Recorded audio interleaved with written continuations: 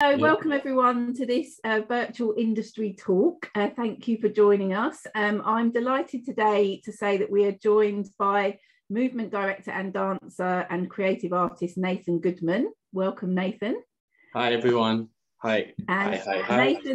Nathan is going to be answering some questions and having a general chat about his career and how he got into the career that he does. So I'm not going to tell you too much about Nathan because I'm just going to kick off and get started. So Nathan, can you just tell us a bit about your job and what you do, and also how you might describe yourself to others in terms of what you do? So I would say I started actually enjoying dance when I was 7 years old. My mum took me to my stage school, which now I teach at, when I was 7. And I really enjoyed, at that time, tap dancing, jazz, modern, and street dance. I never liked ballet. We'd done a little bit in the school when I was at that age, but I kind of tried to avoid that side at that time. And then I realized I really enjoyed like doing dance. Like, I really, as I was getting older, like 9, 10, 11, 12, I really started to understand that maybe this is what I might want to do. So then from then I went to Brit School and I studied dance there as my dance strand, as well as doing the academic side. So I still had to do sociology, math, science, English, and what else? Studied geography, history. So I still had all those subjects that I still had to tackle, as well as doing my dance on the side. So kind of like a balanced thing which happened throughout the week, where we'll have some subject academic classes, and then we'll have dance and PE and stuff, and social media and media studies. And then when I left Brit School, as I was about to leave Brit School, I applied for schools like Laban, London Contemporary Dance School, Birds College, and what's the other one? I think Millennium. Were you 18 when you were? I was 18 when you were doing your I think I was 17 at the time when it was my time to kind of leave Brit, and then I think I ended up actually getting into London Contemporary Dance School. And how I got into London, showed interest in that school was when I was at Brit School. My last year at Brit, we had a teacher that came in called Temi, who actually used to go to the place, London Contemporary Dance School, and she was our teacher at Brit. Now, if it wasn't for her, I must admit, I wouldn't have gone down the road of contemporary dance, because I was actually on the verge of going to Birds College. But when I saw her moving in this way that we had never experienced before at Brit, I was so like intrigued and so interested in, and she told me that she went to the place, she trained at the place. So I looked into it and I went to watch some of their classes and stuff, and it really actually got me excited about knowing more. So I applied, and then I got in, and then I actually went to London Contemporary Dance School from 2002 to 2006. I was there. Is that correct? Yes, that's 2006, 2009. I was there for 3 years. So I did my degree at the London Contemporary Dance School, and it was amazing, because from joining the journey from Brit onto going into contemporary dance, more contemporary dance. So that actually eliminated me doing jazz, tap. So I knew I was no longer going to do that or experience that anymore at London Contemporary Dance School, because it was just contemporary and ballet. So when I did join, I realized I had to then continue doing ballet. I had to do ballet because it was part of the course. That's the only way you could pass and get your degree. So I got through that kind of phase of I don't want to wear tights and I don't want to wear leggings.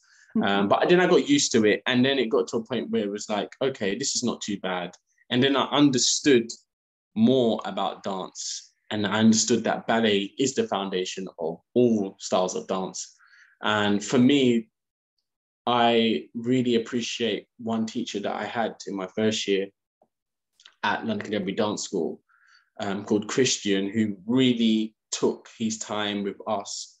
And I got to understand my body more. So I understood more of the anatomy of my body and what I physically could do and physically can't do at the time. And I just actually learned a lot from my first year at London Contemporary Dance School. And then from then on, it was kind of a more or less thing of what do I want to do next? So I got to third year and I was thinking, how does this work? Because do I need to apply for companies but they guided us in our last year, and we had like mock auditions and stuff to show what the real world was like when it came to doing auditions and stuff. And they had apprenticeship auditions, like mock auditions. Then they had contacts on kind of other, like your next step if you wanted to join an agency and still do contemporary work or some commercial stuff.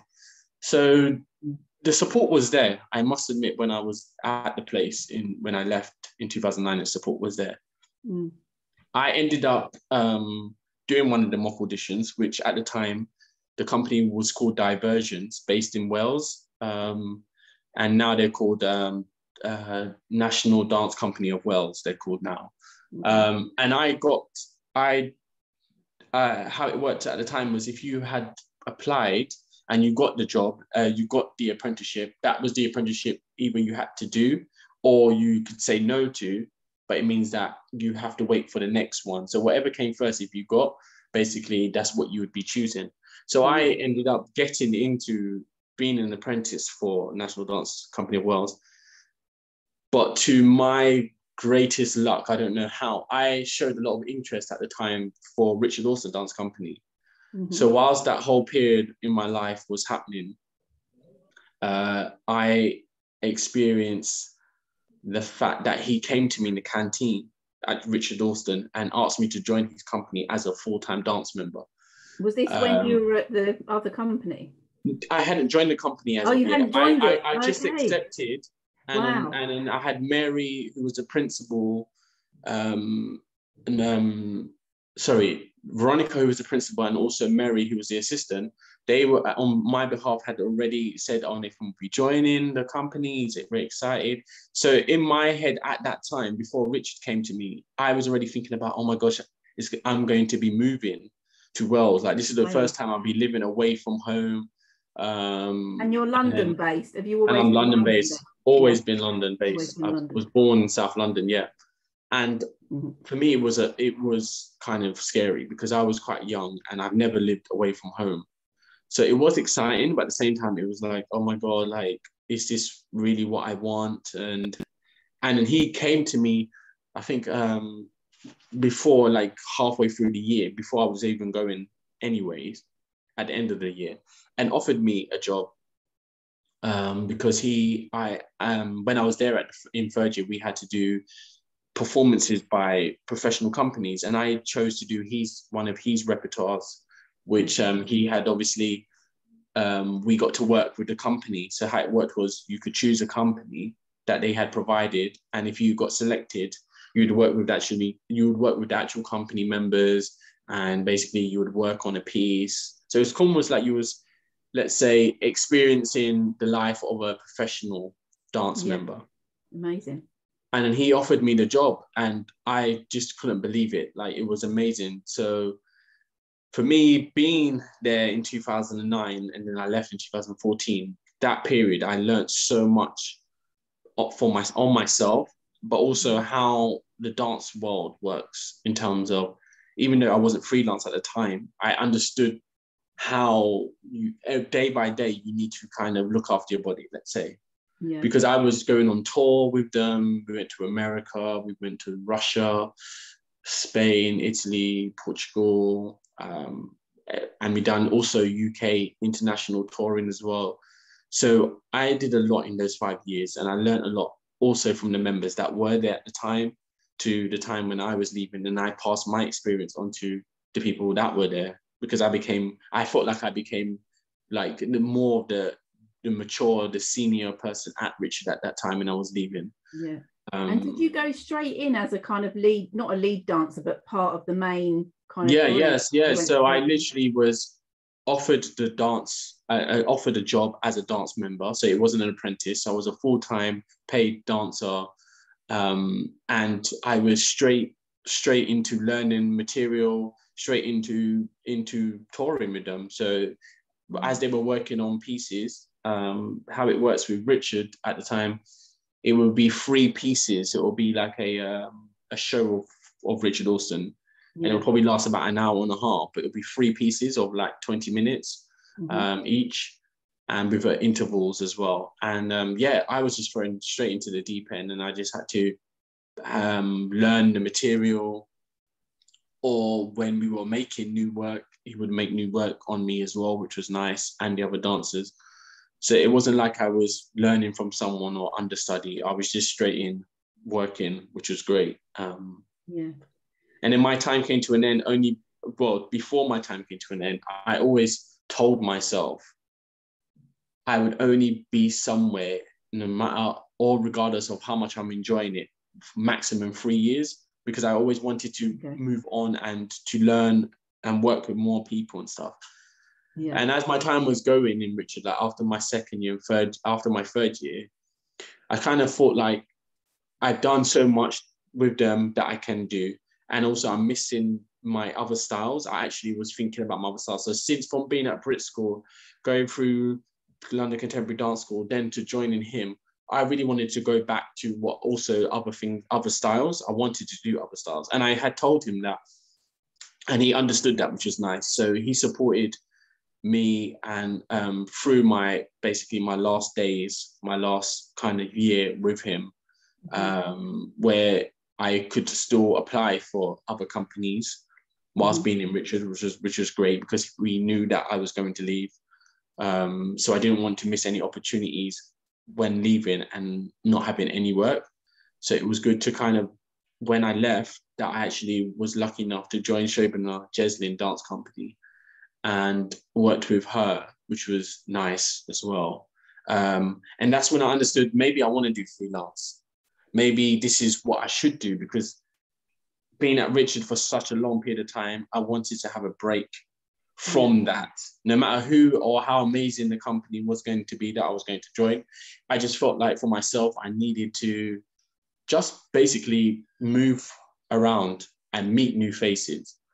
But that's a really interesting point that you say about that kind of how long you stay with places, because as an artist yourself, you want to continue learning, don't you, and challenging, say, meeting new people, and you could get very comfortable and stay in one place. But I think, you need to kind of push yourself, don't you, out of that comfort zone, I guess. I think a lot of people, I must admit, so I don't know whether I started, when I was at Richard, I started a trend or not, but it does take a lot of confidence for people to come out of that comfort zone to then go to the choreographer and say, I want to leave. I didn't find it so much challenging for me, because I already knew from the beginning this is what I was going to do. So I never really questioned myself to knowing that, should I just stay here? Because I mean, I was being paid well. We were always going on tour every year. The people were nice. But for me, I wanted more of a challenge. Like, I did all the work that basically, first of all, he's the main core of the dance in Richard at the time was Cunningham bass. So a lot of the work was Cunningham technique. So we did only Cunningham technique. So we didn't do Graham or anything like that. We just done Cunningham technique, and the work, whatever he would create. And Martin Lawrence, who was the rehearsal director, he would also make pieces. So it was just those two that were actually doing the creative side to it. And there was never new choreographers coming in to teach us or to do workshops with us. Right. So for me, it was kind of like I didn't want to continue missing out on working with other people. Basically, that's the honest truth. So then it was nice to then leave on a good note, and then move on to something else, completely different style of dance, which was more Kathak and contemporary with Shobana. And then I realized actually maybe it's nicer to meet people and kind of move on. So you can build a relationship with people, but at the same time, know that you can actually continue building with other people, not just physically stay somewhere. Yeah. And then you get comfortable, and then you're actually not learning anything more or anything new. Mm-hmm. So then after Shobinar, I then went on to join Hofesh, which was nice. Did some pieces with him and some workshops, which was nice. And then from then, I think that's when I think I kind of was starting to meet Fever Sleep around then. Can't remember as of yet. And then I went on to Wayne McGregor, and it's nice because the thing is, I got to then meet all these choreographers and to understand how they treat you. And as I started to get older and starting to work with many, many, many more people and go around the world and stuff, that's when I realized I need to look after myself. It's not about just, oh, this person, I want to dance for this amazing company, or I want to do this, or I want to do that. Because some choreographers treated dancers, which I've witnessed, and also which has been inflicted on me myself, not so nice. But then some choreographers have actually treated you like a human and been like, oh, how's your day? How's your week? You have your life. Some people, companies, you have families, they have mortgages, they have these things. So you have these things, and it's nice to understand outside of dance. That you have that, and it's not just a dance thing, and just really killing your body off. And some choreographers respect that, and they understand, they know, so they always will understand. There's more to dance. That self-care is really important, physically and mentally, I can imagine. Yeah, definitely. So was it after Richard Alston that you became a freelancer? Yeah. So after Richard, I became freelance, and that's when I actually got used to thinking, all right, I need to understand how this works now properly, because I didn't get to experience many auditions after Richard because I got Shobinar. So I did go to an audition that I got invited to, which was a private one with Shobinar. But it was kind of like, oh, okay. I just felt like I was just being myself, which was nice. And I was just dancing. I didn't feel any pressure. And I think that's very important. I didn't feel any pressure on me when I was making that transition. And then I was lucky enough to actually get the job. And then from then I was kind of like, okay, like this is not going to last long, this contract. So I need to think about my next step. So that's when I started to realize, okay, the outside world is really like, there's a lot to it. It's not just, the choreographers, and you might see there's some dancers around that you've worked with before. It was like, no, you want to go here, you have to audition there. And that's when I had a period of time, but maybe for like a year, where I was doing auditions and meeting people as well. So now I started building more friendships with people, other dancers that I was meeting along the way.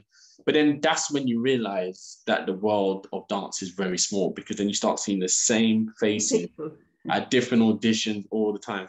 But now I've got to a period now in my life, which I'm very grateful for, where I don't have to necessarily do auditions. I don't do auditions anymore, because I've already built up a relationship with people that I've worked with before in the past, and they've respected how when I was with them, and they know what I can do.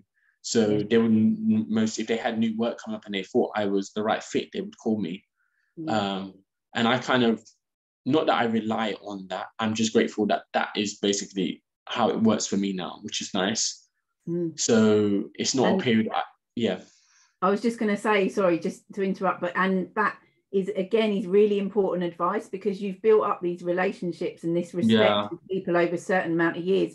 And I think it's good for people to hear that, this isn't just going to happen overnight. You put in a lot of hard work, dedication, do the work, and then an audition, and it can be hard, I guess, knockbacks, but know that, you will get there if you keep kind of going. Definitely. I feel like, firstly, you have to have self-belief in yourself in dance, full stop.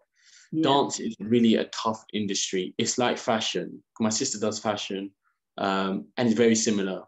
There are people that will stab you in the back. That is 100% true. And I feel like the best way to kind of experience your journey through dance is just to be yourself. Be yourself, but also you have to work hard. You don't have to work extremely hard, because, to be honest, now I must admit, you have platforms that will support you, like social media, like Instagram, Facebook, where you can just do your small videos yourself and put out there. And, you never know what the response could be that you might get from people. Mm. Back in my day when I was doing that, there was no Instagram. I think Facebook was kind of just starting, or people understood what Facebook was, but there was no platform for people to show themselves like TikTok and Instagram and stuff. So it was more or less like it was CV. But now social media is your CV. Instagram is your CV. Facebook is your CV if you use Facebook.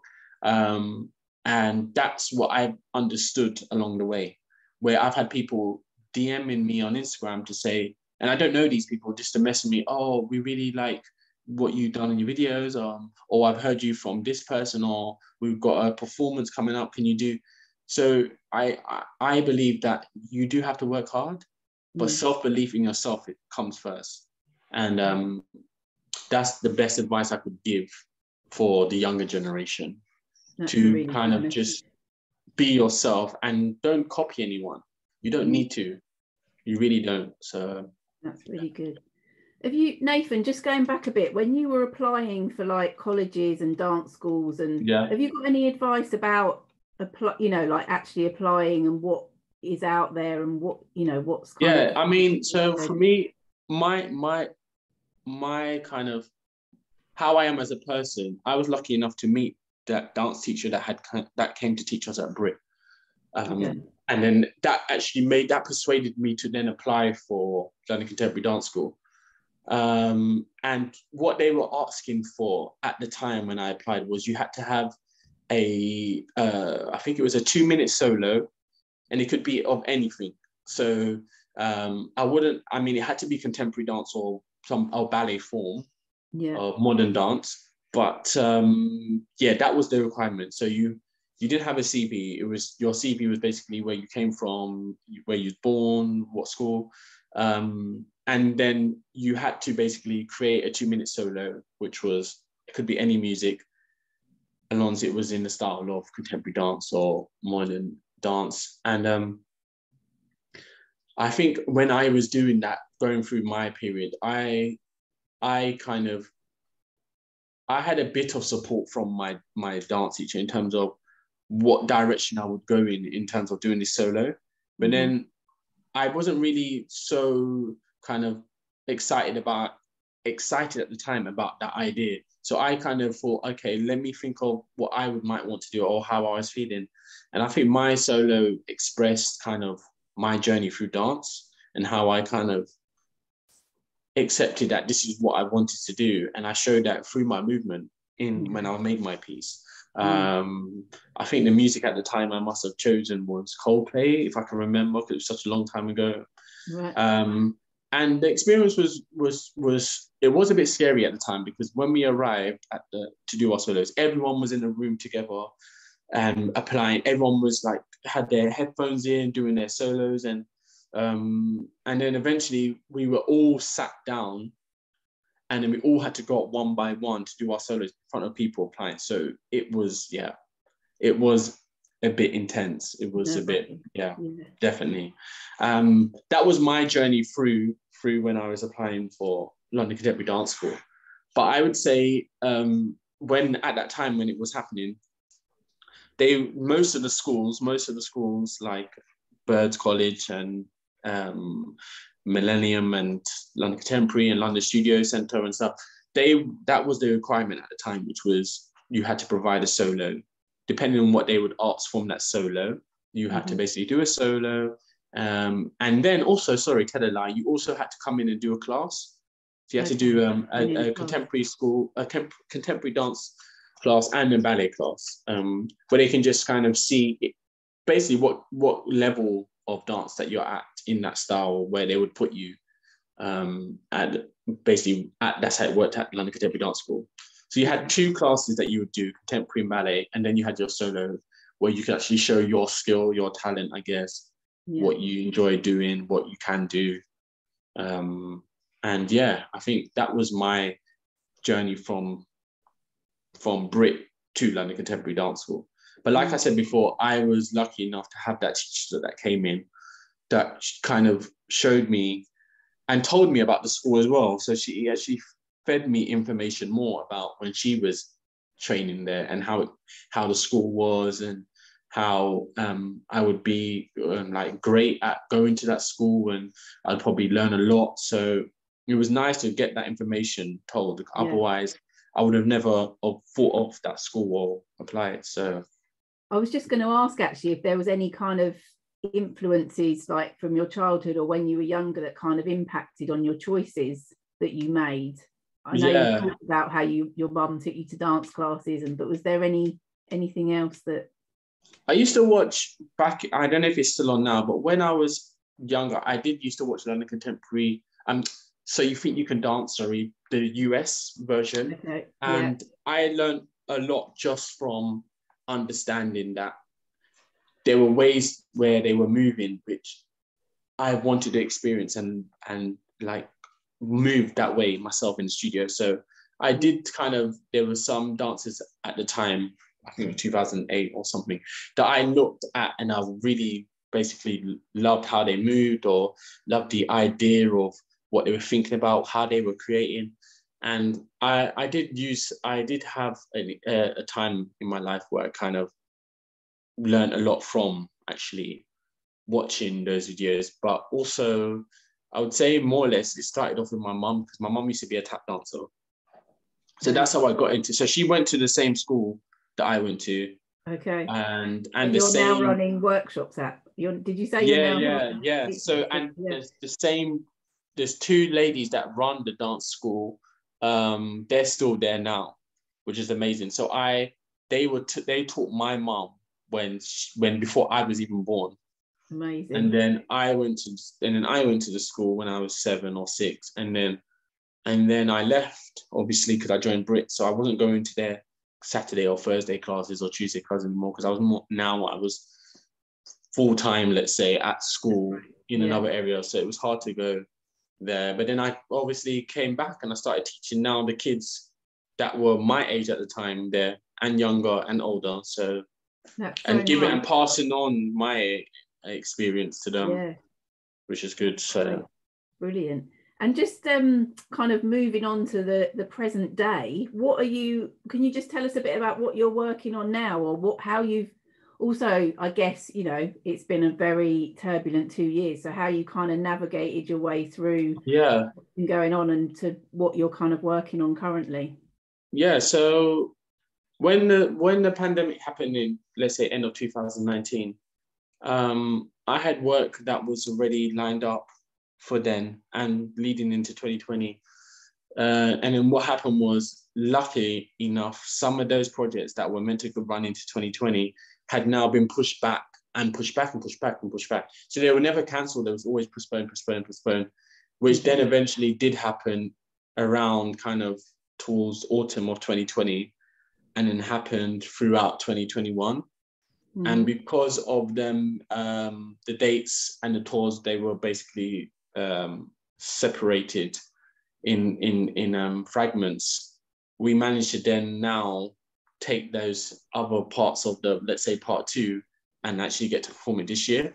So the end of this year, I just finished working, the end of last year, sorry, I finished working with Fever Sleep, and we created a piece called We Are Not Finished, which we worked on throughout the whole summer with 13, let's say, young adults, which was very nice and a challenging piece, because I was actually movement director in this piece now. So I had a lot to say. I created the movement, even though they created the movement, I guided them and nurtured them. And that happened end of last year. And they performed at the place. They had 8 shows, which was the first ever at the place to have 8 shows there with the same company, which was nice. And the audience turnout was amazing, considering it was still kind of lockdown, kind of COVID times. So good feedback, good response from that show, which was nice. And then leading from that, as I was doing that, I also was working with another girl called Savan Rubinstein, an Israeli choreographer who went to Laban many years ago. And we were performing back to back. So I was helping the dance movement, directing with Fever Sleep, and also working with Savan, also at the place. So now with the thing with Savan now, it's also happening this year. So we are starting again back, I think, end of March, or actually beginning of March. So March time we'll be starting back. And then we'll probably tour in Ukraine, I've been told. So I'll be going on tour there with that company. Is that a group? Is that a group? Yes, that is 4 performers. Right. Yeah, 4 performers, 2 guys and 2 girls. And yeah, we performed that at the place as well last year, which was a great response, great turnout. And I've worked with her before in the past, where we performed in many places like Dance Collective collection in Euston, in Brighton. We also performed the piece a few times, and other various places in London. But yeah, so that will be happening next year, or this year. And then another choreographer called Dan Stillhouse, which is his company's called Stillhouse Dance Company. We are working again.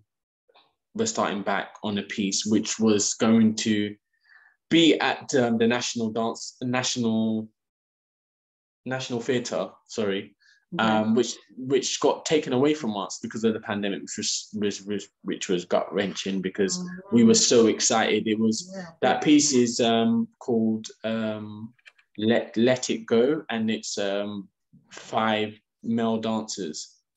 Right.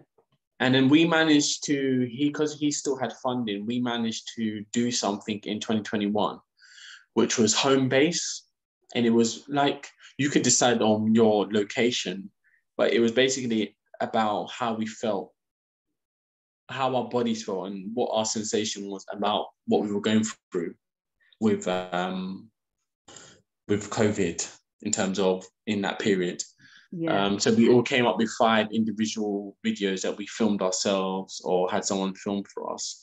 And then he put it together. And now it's going to be shown at Sydney Royal Opera House. Digitally, but we won't be able to see it because of, I don't know how it works, but it's going to be shown there in May, which is amazing news, which I got told last week. So and hopefully with that piece we'll then be able to come back together in the studio at some point this year. Brilliant. Because that's how it all started. It started off with 3 performers, and we done an R&D in Italy before the pandemic, in Venice, which was an amazing location. It was nice location. It was amazing. It was just an half an hour outside Venice, and we performed. We did the R&D in Napoleon's house mansion. What? It was incredible. That's amazing. I've got pictures. It was absolutely insane, and the people were so nice to us. Like it was only 5 of us that went. 2 performers, me and my friend Ira, and then Dan, the choreographer, and his partner, and then we had a film guy. And we were there 2019. And we're now, to this day, still working on that same piece, which is adapted, evolved, more dancers involved now. It's gone on video, it's more text. So sometimes you have pieces that actually can expand and then they forever keep going. And then you have some pieces that just are one thing and that's it. You might perform it again, you might not, but because we never truly got to perform it to a big audience, and that's basically what it requires. That's why it's still happening to this day. Still got life, So it still has like that ambition of we need to perform it on a big scale, which it still works on a small scale. It's really nice. It's really intimate when we did it because the audience were like literally on the set with us, so it felt really real. Which that quality was nice, so you can't lose that. But so I do have quite a few things lined up. It's just juggling what works best for myself, and also to let that know with the choreographers as well, so they understand. Can I just ask, Nathan, because you said you say obviously you call yourself a movement director, and you just mentioned it then. What's the difference between a movement director and a choreographer? Is there a difference, or is it? I don't know. I would say there can be a difference. And for me, there is a difference. Some people just like to change the title, but it can mean the same for them. Why I will say that it's different and I describe it differently is a choreographer can make a movement up and then teach it. Yeah. That's what I see as a choreographer. Yeah. So it's like making up a motif or making up a dance piece to 3 minutes of music, blah, blah, blah. Then you just go in the studio with the mirrors and you teach it to them. You teach it, yeah. And it goes onto their bodies and then they embody it, and you can then correct them if you feel like it's not working a bit, or if it's great, then it's great. Now with movement directing, I feel like there's less of making up the movement and you move with that person.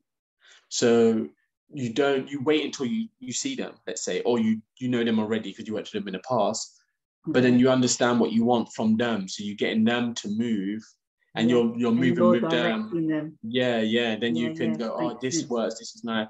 And that's more interesting and more, for me, it's a bigger impact on what you're trying to get out of someone. Because there's no point, for me, I mean, it's different. It depends on what you're being required to do.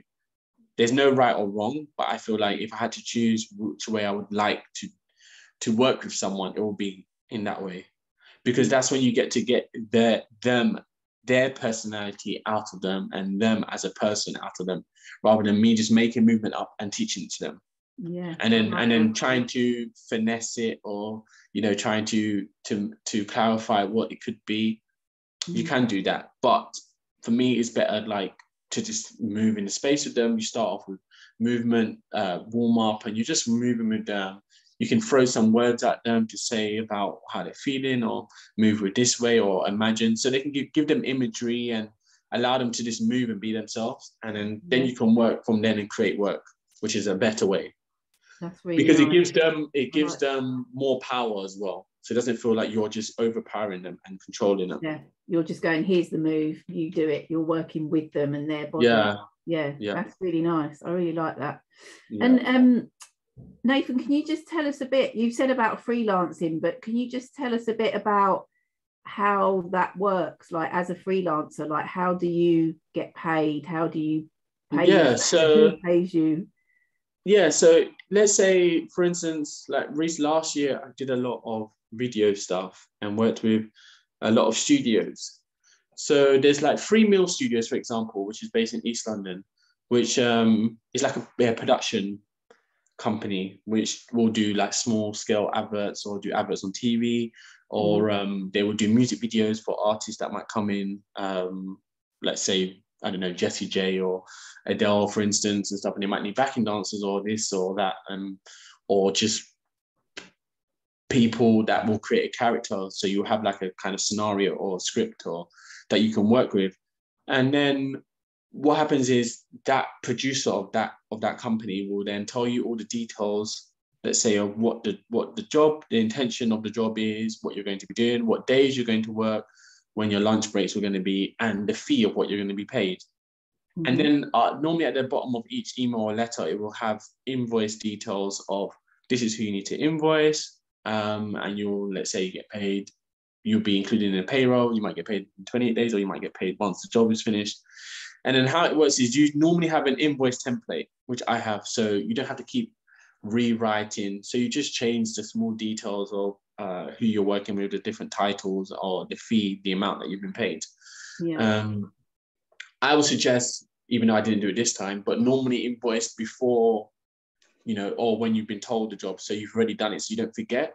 Because as I was starting to understand the freelance world, I kept on forgetting and not knowing that some of these big companies, they were including you in the payroll. So it meant that if you missed the cutoff date, you would have to wait for the next 28 days. Okay. And it was just like, how are you going to then cover that money that you might need to pay your rent or bills with for the next job? And this is you managing all this yourself. This is you can do, or you can have someone do it for you, obviously, like a tax advisor that can sort out your invoices and stuff. But then obviously that comes at a cost, so you would have to pay them. Yeah. But in terms of understanding how it works, after a while, after one or two, you're like, oh, this is fine. Like, I can do this myself. Like, it's not hard. It's not difficult. They just email you the details, and then they tell you this is what you need to email to. And that's it, really, when it comes to being paid. Yeah. Now, if you have a problem, which I've had in the past, and I had been with equity at the time, so I was lucky.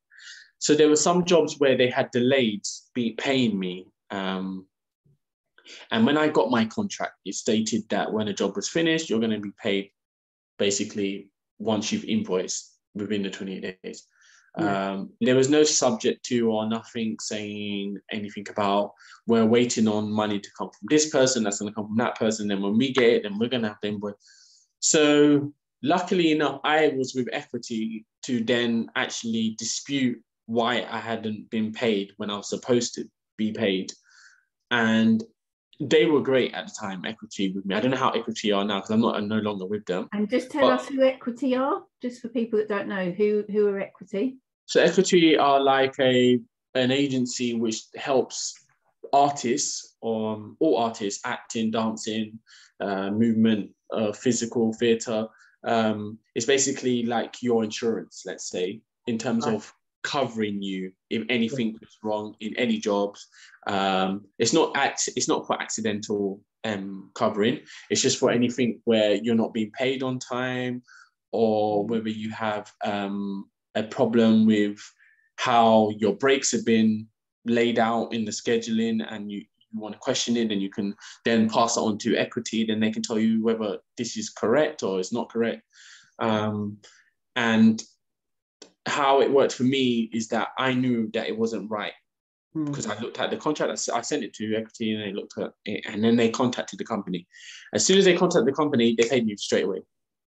So because they knew that once equity got involved, they didn't want it to go to the next level, which can be caught if it gets really, really, really bad. Yeah. So they supported me good at that period.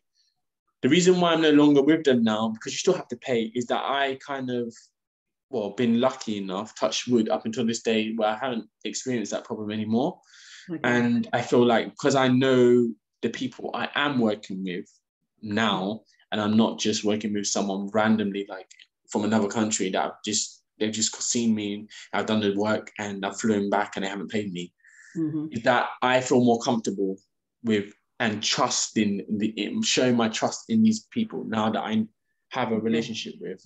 So it's fine now. So I don't use equity, but I would say as a beginner coming into the world of dance, into the professional world, if you feel like it's something that is going to support you, I would more or less say definitely should have it. Because you being a newbie or a new face in this world, sometimes some people will take advantage of that. And then not saying that they will not pay you, but they might just take their time in paying you and not going by the contract that they've given you. So it's really important. Good. It's important to understand. And I mean, you can also go on, before you even join equity, you can just go on to their website and it will explain how it works and what it covers and how it can help you if you get into any problems. So that's great. Yeah, really good advice. Thank you. One thing I wanted to ask is, what do you think are the most important traits for people to have if they're going to be successful in the dance industry or in the creative industry sector as a whole? I would say, firstly, you have to be yourself. Secondly, if there's I wouldn't say there's an image, because nowadays it is about, I must admit, it's about who you know. Yeah, I've noticed, and how your image, how you carry yourself, which is how more or less people nowadays get work.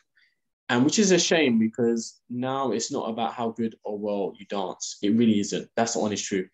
So I truly believe that if the more you can be yourself and not someone else, that's a good trait to have. Secondly, if you have any skills that you feel like are special to you, it's always good to keep those skills. It's always good to carry them throughout your journey in dance. They might not be required in certain jobs, but even when you're doing those jobs or auditions and you feel like you know, something that can relate to this work that I might get. It's good to just actually do it, to show, to display what you're good at. Always display what you're good at. And whether if it's that something that they will take on or something that they feel like it's not working, at least you know you've done it.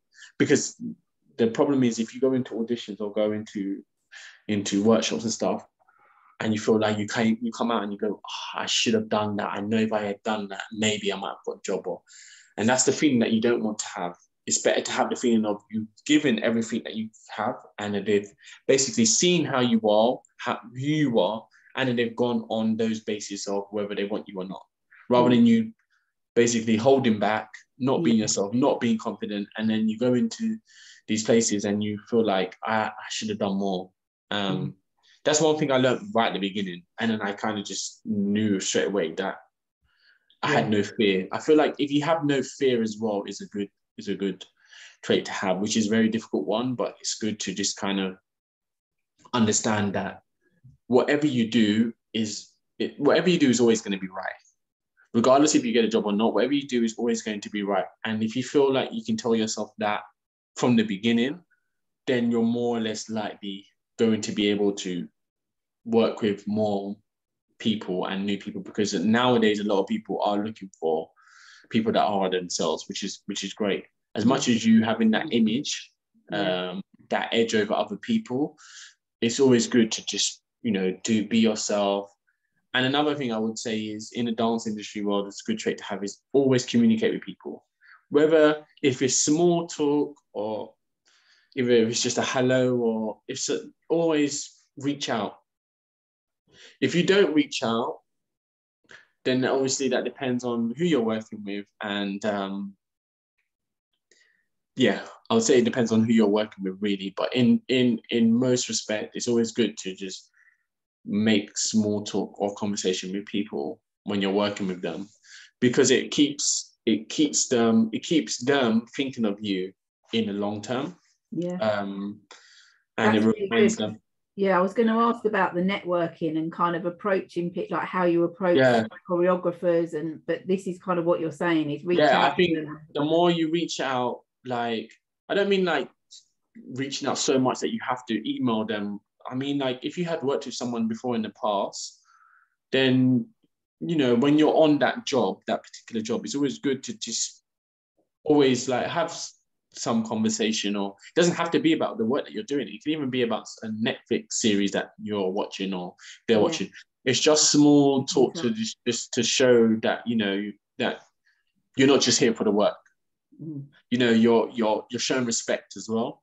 That's something I learned along the way, definitely, because even as much as I like people now a lot and communicating, blah, blah, blah, back then I was kind of understanding what I wanted for myself. So because I was spending so much time concentrating and focusing on that, I never really focused on talking to people whilst I was on jobs. I was more or less headphones in, stretching, warming up, and then I saw other people talking and stuff, and I noticed what that had done to me at that time in the long run, because then I noticed my other friends that were doing that ended up working with that same choreographer again, and I didn't. So I knew that could have played a part. As much as me being a good dancer, I knew that because maybe just not even doing that smallest thing of just small talk when there are breaks, I don't know, just, does anyone want a coffee? Just now and then. It doesn't have to be always. That does play a big part. It's always good to speak. That's really interesting. That's really good to hear. And it's it's that making that effort to talk, because often you think dancers just want to sit in their little world and warm up, and actually talk to people. It's good to make the effort always, no matter where you are and who you're with. It's good. And if you feel like you know from that person's energy whether they want to be spoken to or not, or whether me personally, I don't know, I can't speak on behalf of everyone, but you would get an understanding of someone's energy if you feel like, they might just want space to themselves today. That's fine. Or a couple of minutes, you know, it's okay, but still show that friendliness Yeah. Likability, that's what I'm trying to say. Yes, that's right. And it's like you say, Likability. it comes with experience, doesn't, you know, it comes with Yeah. experience and Because the thing you confidence. you don't have to be fake. It's just, No. you just be yourself, but at the same time, you have to be kind. And Yeah. whether that person will like you or not, that's down to them. But at Yeah. least you know you've done that. Because then if you Yeah. do go home and go, oh, the whole day I was quiet, I didn't speak to no one on this job, and it's like, that's not good. That's really not good, because that just goes to show that you're antisocial, and you know, you're only here for the work, money. I mean, you are there for the work anyway, because they employed you for that. But whilst you're there, you might as well be friendly and speak to people. Why not? Like, it's only going to help you in the long run. So when other jobs start. Such good advice. Thank you, Nathan. We're nearly out of time, but I just want to ask you one more question, which is, what do you enjoy most about what you do? What gets you up in the morning and makes you go, yes, I love what I do? To be honest, I like when people can feel what I'm feeling, or whenever they're watching me perform, or whether it's I don't know, like if they're following me on my journey. I think that's what I enjoy most, is when people can understand my feeling. So a lot of choreographers now that I work with, I kind of work with only certain people, because I work with what their intention is. So I like to get a debrief, or if I don't know how they work, or haven't seen any of their work online or stuff, I like to get like a debrief of how the energy starts, how the energy starts in the room. Because now I feel like a lot of my stuff comes from me now. It's not like it's something like I'm creating certain shapes in the space. It's more or less how I'm feeling. And I like to express that. And when people take that in and follow me on that journey, that's what continues to make me continue doing what I'm doing. Otherwise, I don't know, to be honest, I don't think I would be, I don't want to say I wouldn't be dancing anymore, but I feel like that is the next level in maturity that you understand for yourself, is when you get to that level of like, it's here, body stuff, then you're just like, oh my God, I could do this forever. Like if my body allows me to. So for me personally, it's what's making me driven and keeps me going, is that understanding of people respecting me as a human being and my body, basically. Yeah. And I love that, and I love that you said, you know, it's a journey, and it's a journey. You're learning all the time, aren't you, as an artist, as a person. You know, as a young person, you think, oh, this adult knows everything, but actually you don't. We're constantly learning, and if you embrace that and listen to yourself and learn, and I think you can become more, not kind of independent, but sort of more creative and not definitely more much, creative. Definitely 100% more creative, because I've worked with loads of young people and old people and babies and kids, and I've learned a lot from working from all scales or ages. A lot from people in general, and I like to mix it up and work with different ages, so it's not just like oh yeah, there's let's say there's jobs where it's people of my age, but then there can also be jobs of between babies between 1 year to 3 years. I'm open, basically, because even you when you see people move in a way where you can see that it's organic, and it just makes you it makes you happy. Like it's not forced, it's just it's not forced, and it's real, it's organic, and it's raw. Basically, it's raw, and you can see them as a person as they're doing that movement, or that sensation, or that feeling, or whatever they say.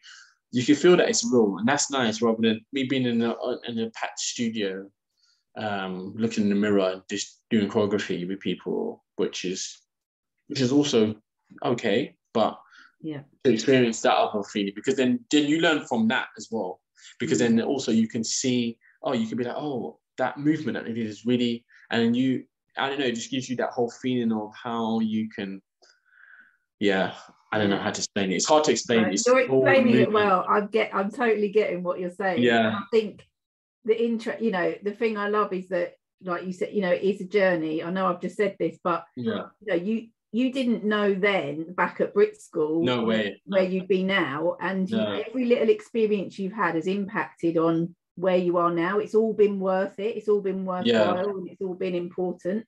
So that, Definitely, take definitely, those yeah. opportunities. I know full well, like my journey would have been different if I had gone if I went to another school. That's the honest truth. Yeah. If that teacher had not come in to advise and teach me, and for me to see how her body was moving and be so intrigued by how she was moving, I think my journey would be completely different.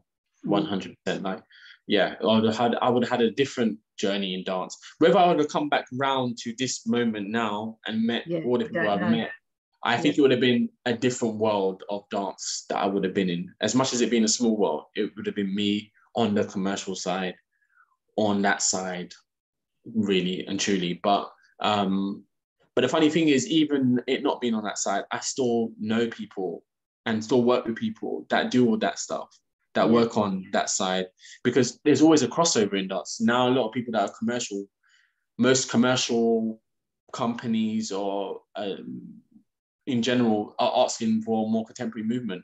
So it always crosses, it always goes back and forth. It always comes around, goes around, because now, a lot of commercial dancers now want to do more contemporary movement and ballet movement. And a lot of contemporary people are taking classes, hip hop classes and stuff. So it's just a mix, really, truly. And then once you do it for a long time and continue to do it for a long time, that's when you start to realize how small the circle is, and when you start seeing the same people. So, but like I said, I was lucky enough to now just to work with people that I like to work with and not having to do auditions, really. So which is nice. You've got to that sweet point. That's good. Yeah, which is good. Yeah, it's just as long as Boris doesn't stop the Arts Council or any of that rubbish, then we're all okay. But until then, he's not going to be around long enough. Let's not get into politics. Let's not end on that note. But thank you so much, Nathan. Thank you very much for like sharing your journey and about what you do. It's been brilliant talking to you. And thank you everyone for listening who's watching this.